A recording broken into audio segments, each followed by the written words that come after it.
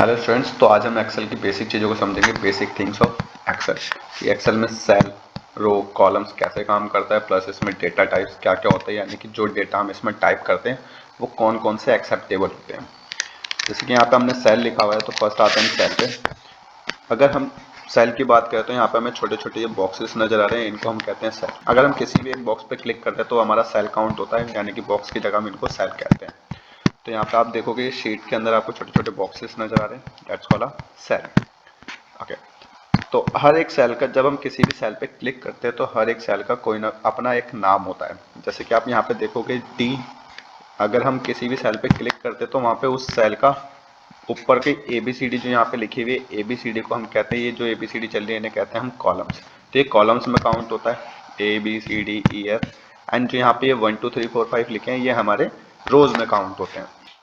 तो यहाँ पे सेल की बात करते हैं, तो यहाँ पे जो हमें डी नजर आ रहा है एंड ये 4 नजर आ रहा है, तो किसी भी सेल पे हम क्लिक कर रहे हैं तो यहाँ पे देखोगे आप उसी रो, वही सेम रो में हाईलाइट हो रही है एंड प्लस कॉलम में हाईलाइट हो रही है।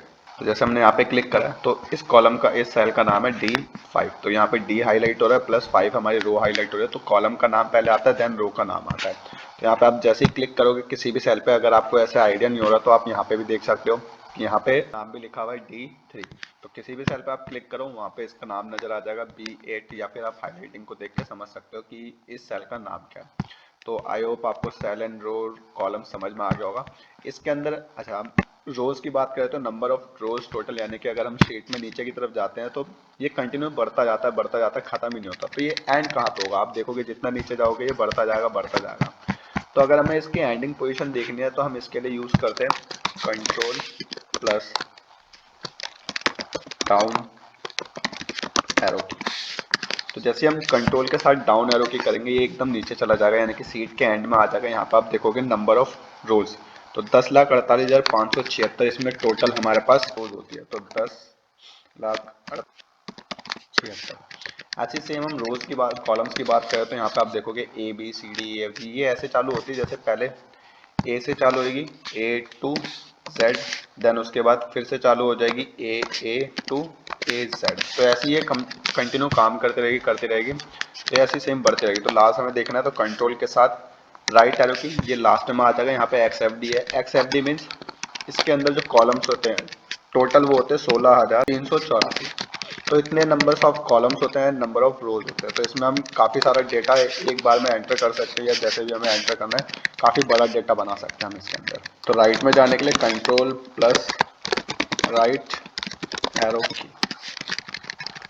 तो यहाँ पे जैसे आप राइट एरो की करोगे ये कॉलम्स के एंड में चला जाएगा, and control plus down arrow की करोगे ये रोज के एंड में चला जाएगा। ओके, तो अब बात करते हैं हम डेटा टाइप्स की कि डेटा टाइप इसमें कौन कौन से एक्सेप्टेबल होते हैं। जैसे कि आप यहाँ पे देख रहे हो मैंने टैक्स लिखा हुआ है, यानी कि स्ट्रिंग लिखा हुआ है।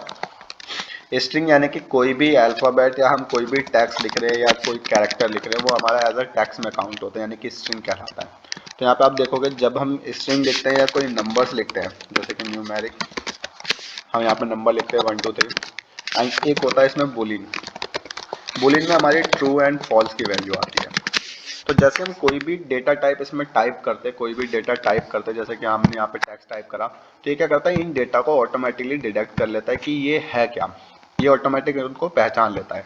जैसे कि हमने यहाँ पे टेक्स्ट टाइप करा तो ये टेक्स्ट लेफ्ट अलाइन हो गया, बट अगर हम नंबर टाइप करें तो न्यूमेरिक वैल्यूज को इसने क्या करा, राइट अलाइन कर दिया। बट जैसे हमने कोई भी वैल्यू लिखी बुलियन वैल्यू यानी कि ट्रू, तो यहाँ पे देख रहे हो आप कि हमने स्मॉल में लिखा है, जैसे हम टैब बटन दबाएंगे एंटर करेंगे तो ये क्या करेगा, ऑटोमेटिक इसको कैपिटल भी कर देगा प्लस उस सेल के बीचों बीच कर देगा, यानी कि ये इन सारे डेटा को ऑटोमेटिक डिटेक्ट कर लेता है। आई होप आप लोगों को बेसिक चीजें समझ में आ गई होगी।